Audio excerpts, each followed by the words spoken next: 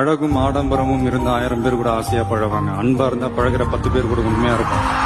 நம்ம அவங்கள மாதிரி ஆகணும் இவங்கள மாதிரி ஆகணும் அப்படின்லாம் ஆசைப்படாதீங்க. அதுக்குதான் அவங்களே இருக்கிறாங்களே.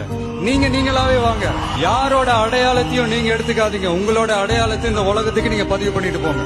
நம்மள வணங்குறவங்களும் இருப்பாங்க, நம்மள வரவேற்கிறவங்களும் இருப்பாங்க, நம்மள எதிர்க்கிறவங்களும் இருப்பாங்க.